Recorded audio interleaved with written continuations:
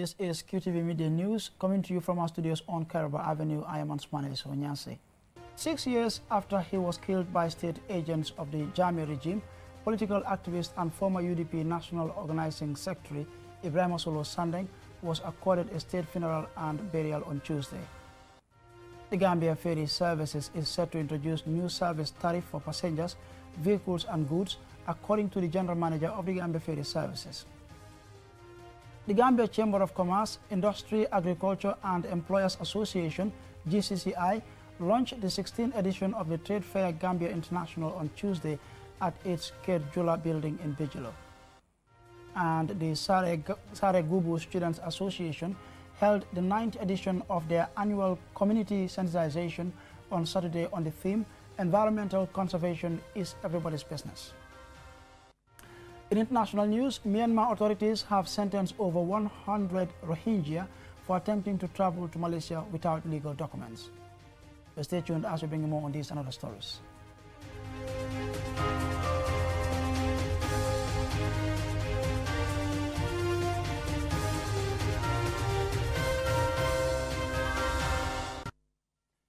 Now, 6 years after he was killed by state agents of the Jammeh regime, political activist and former UDP National Organizing Secretary Ibrahim Sandeng was accorded a state funeral on Tuesday at the Never Again Arch in Banjul before he was laid to rest at the Dibakunda Cemetery.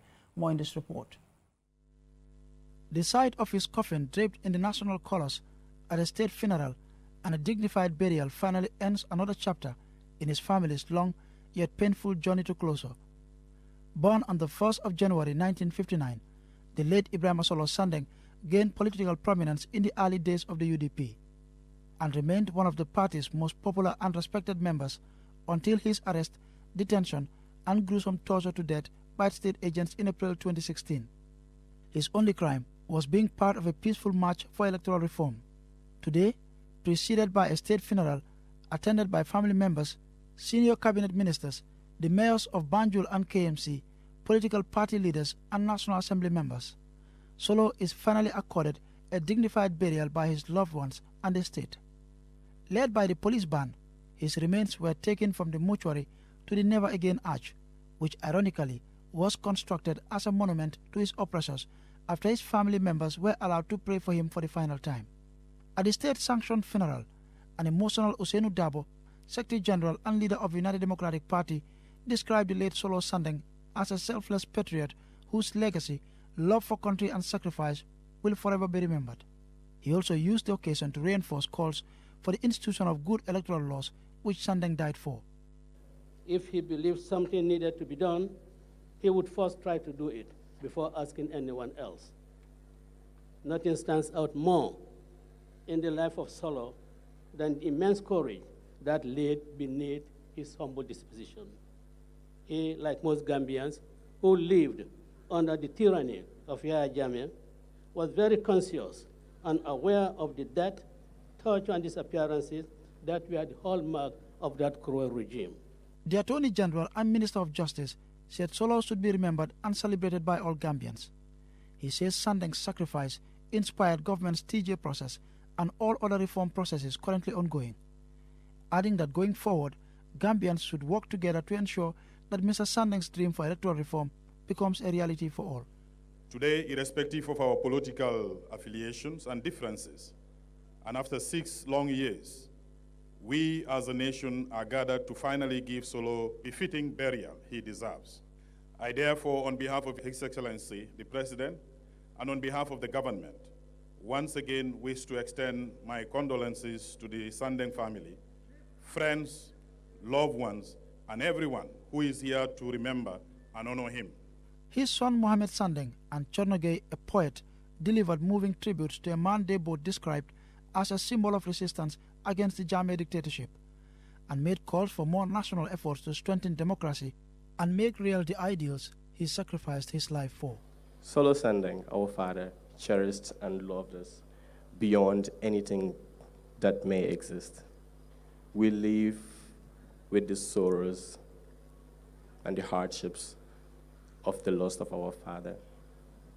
But we thank God because we know he died for a cause which actually salvaged a greater number than his 9 children and his family members that mourn him today. Some men understand that sometimes sacrifice is a one-way ticket and they still get on that flight. Some men will murder dishonesty in cold blood, pack him in a box, bury him under a cave, and proudly kiss the barrel of the executioner's gun because they would rather sleep 6 feet underneath the ground than tell the kind of lies that turn leaders into monsters. Some men. There were other speakers, including his uncle Mustafa Dabo and his brother-in-law Kemo Dabo. At the end of the state function, his family and invited guests once again paid their respects to the late Solo before his remains were taken to the Pakunda Mosque for the observance of the usual religious rites before he was finally laid to rest. Solo Sandeng is widely revered in the Gambia for his political activism and patriotism. He is survived by 9 children and widow Nyima Sonko. His death in April 2016 galvanized a nationwide resistance and provided a major turning point in the country's history, which eventually led to the fall of the Jammeh regime. And though gone for his sacrifice, the name Solo shall never be forgotten in the country's political history. May Allah bless him in Jannah. Answane Sonyasi for KTV News. And we continue to pray that Allah grants him Jannah. Now, the General Manager of the Gambia Ferry Services has revealed to QTV that effective February 1st, the Gambia Ferry Services will increase service tariff at ferry terminals. Speaking to QTV on Tuesday, Lamin Jawara says the decision for the increment is due to an increased operational and maintenance cost at the ferries. Lamin Choi reports. Thousands of commuters in the Gambia travel daily using the Banjul-Barra crossing points operated by the Gambia Ferry Services. The ferry transport company dominates river transport in the Gambia with services in different parts of the country. It operates ferries for the Banjul-Barra crossing point. This year, the management of the Gambia Ferry Services is introducing new measures, one of which is a fares increase. Lamin Jawara is the General Manager of the Gambia Ferry Services. As at now, the tariff that we charge now is not sustainable. As a result, ferry service is going to increase its tariff effective 1st of February 2023.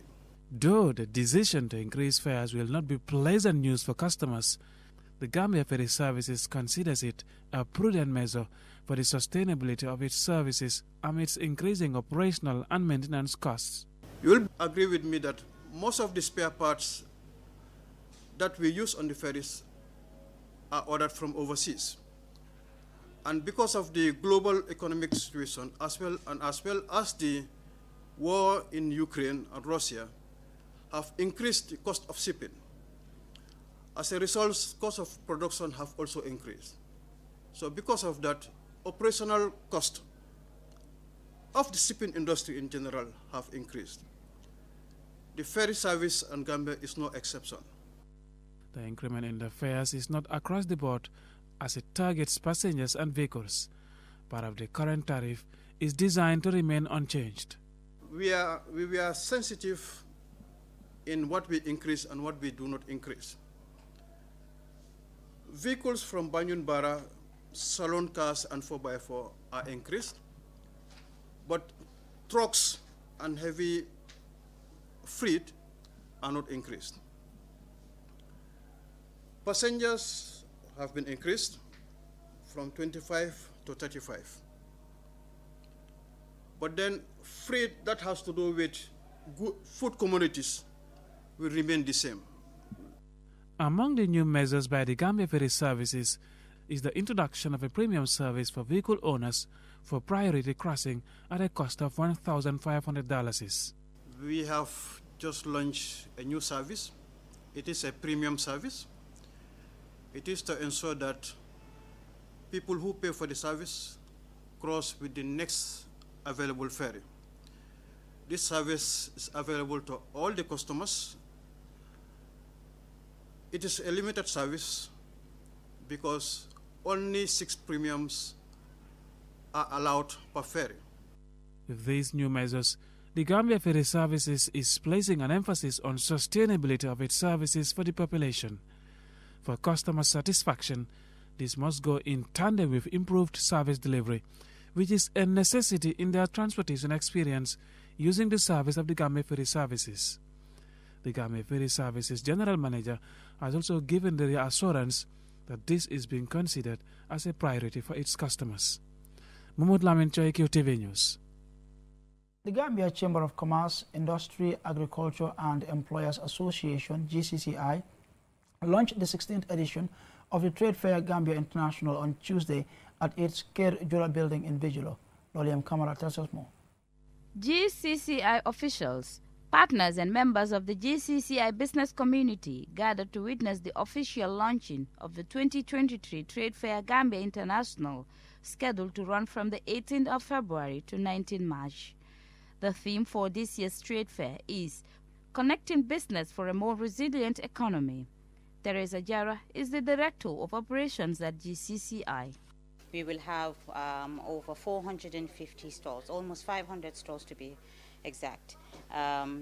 We are hoping that we will get participants not only from the Gambia, but the sub-region and internationally as well. For the national stalls, it's $15,000 For the international, it's we have the dollar, which is to $550 or 350,000 CFA. Here is Teresa Jara again, responding to concerns raised. In the last trade fair, one of the concerns was that we needed more toilets to accommodate for both the participants and the public. So we have heard, and this year we are adding additional toilets to accommodate and cater for the participants and the public. Madam Jara assured their partners and the public of a bigger and better than ever trade fair this year, with new initiatives such as giveaway prizes, including a plot of land.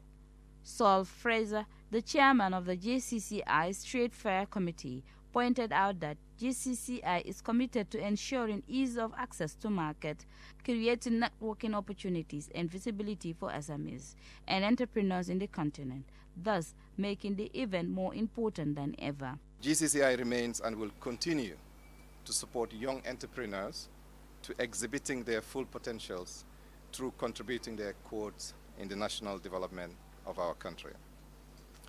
Ladies and gentlemen, in this drive to promote international and regional trade, GCCI emphasizes on the need to support businesses, especially in the small and medium enterprises, in accessing export market. Fatoumata Toure and Kebali, both participants, share their expectations. During trade fairs, dang sila muna am contacts you bare yo hamne ni after trade fair mo na nyone kasa customer you basa. The good thing about the trade fair is the networking, because during the period we can make contacts and even after the event. Some of them become our best customers, but besides that, there are a few constraints we encountered during the previous trade fair, such as the late arrival of the tents for exhibitors, poor water and electricity supply. However, GCCI officers have promised us a better experience this year, including by providing our requirements on time. This year, like, our expectations are nagaigina more than last year. The turnout was good last year, so we are expecting this year to be even more successful. So, I am calling everybody to join us at the Trade Fair grounds in Brusubi for an exciting 16th edition. For now, all arrangements to ensure a successful 2023 trade fair is underway. Those wishing to display their products at the trade fair are informed that stalls are allocated on a first-come, first-served basis. For QTV News, Lolly M. Camara.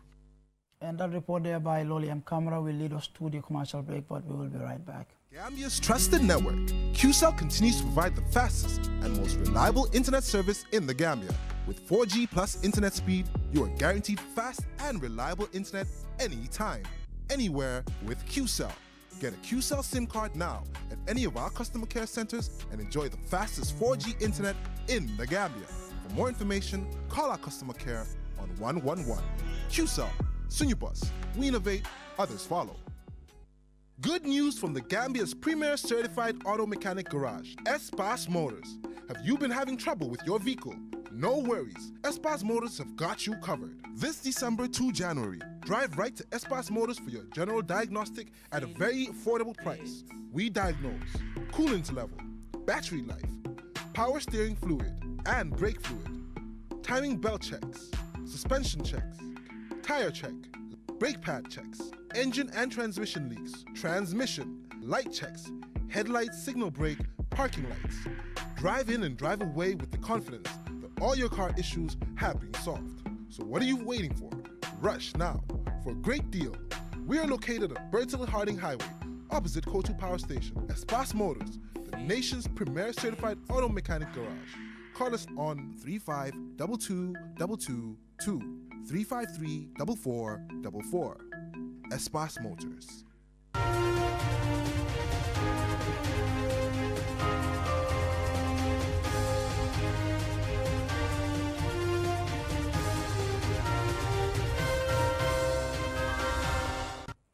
Welcome back from the commercial break. Be reminded you're watching QTV News and we're broadcasting live from our studios on Kairaba Avenue. Now, the Sare Gubu Students Association held the 9th edition of their annual community sensitization on Saturday on the theme, Environmental Conservation is Everybody's Business. Alaji A.F. Jallo was in attendance and filed in this report. The theme for the 9th edition is on the preservation and conservation of the environment for a sustainable livelihood. The day-long activity saw members engaging community members on the dangers of climate change. Professor Sidat Yafa, Dean of the School of Agriculture and Environmental Sciences at the University of the Gambia, is the guest speaker. He spoke about the preservation and protection of the environment. Protecting and preserving our environment, it's everybody's business, so let's act. A very fitting theme for this year's sensitization, because our environment, it is the responsibility of every Gambian citizen to protect and preserve our environment.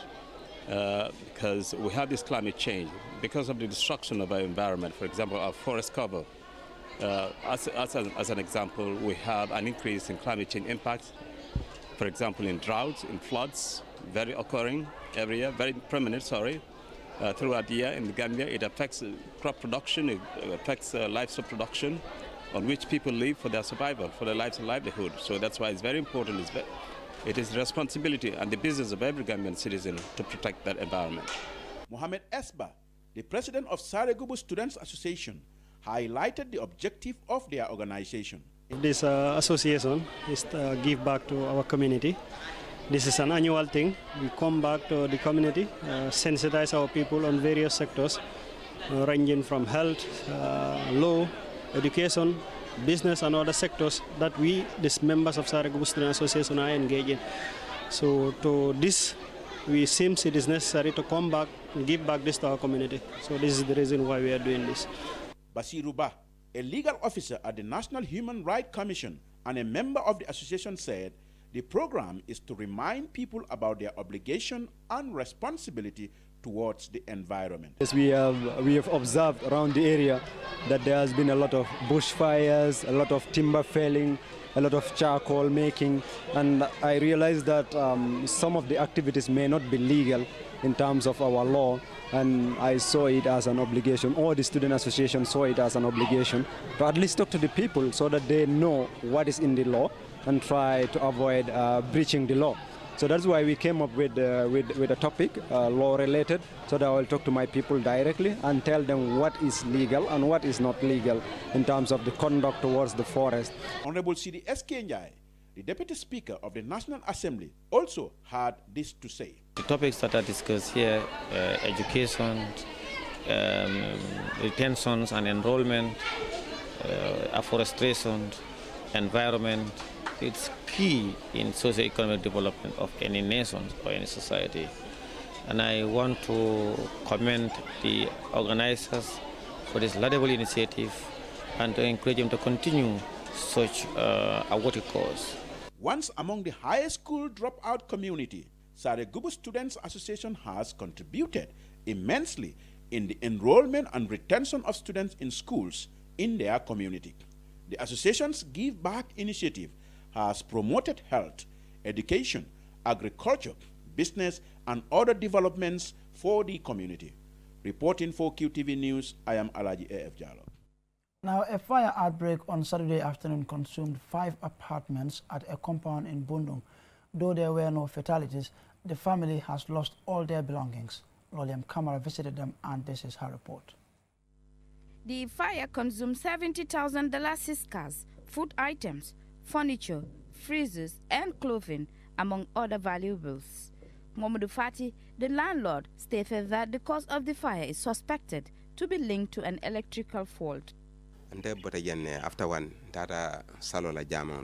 While I was at the mosque for the 2 p.m. prayer, one of my sons rushed to inform me that my apartment was on fire. I rushed to the scene and found the whole house on fire, and we couldn't save anything. We have lost everything. Mr. Fati added that it was the neighbors and the fire service that came to help. My neighbors and the fire service were quick to respond, but then everything was burnt. I thank everybody who came to help us put out the fire. In fact, these clothes I am wearing were given to me by one of my neighbors because we have lost everything to the fire. We thank God for His mercy that no life was lost. I am appealing to the government and philanthropists for support, as it is a very difficult moment for us. Fili Jawara, a neighbor, was at the scene to give support to the victims. When I heard of the news, I was shocked. They are my good neighbors. So I came with this little help to give to Boto and her co-wife. I am praying to God that they get help. Fatu Drame, the landlord's sister, and Boto Sekan, the landlord's brother's wife, both spoke. I was at my business place when the fire started. One of the children ran to call me. Upon arrival, I saw a lot of people in the compound and the fire service team. People really tried. We are very much grateful. So I am calling on the government and philanthropists to come to our rescue. My family is being lodged by other family members. I have 9 children. We have lost everything, including my children's school materials, which include their certificates, feeding, and our monthly family contribution, which is around $10,000. There was also another money collected from what we all contributed, and I don't even know the amount because the book is burned. For now, we are staying with our other family members whose houses were saved from the fire. The 5 apartment bonds were occupied by 30 family members, including children. The family is now desperate, and anyone willing to support them can call QTV on 33-33245. For QTV News, Loli M. Kamara. And from that report by Loli M. Kamara, now on to some international news.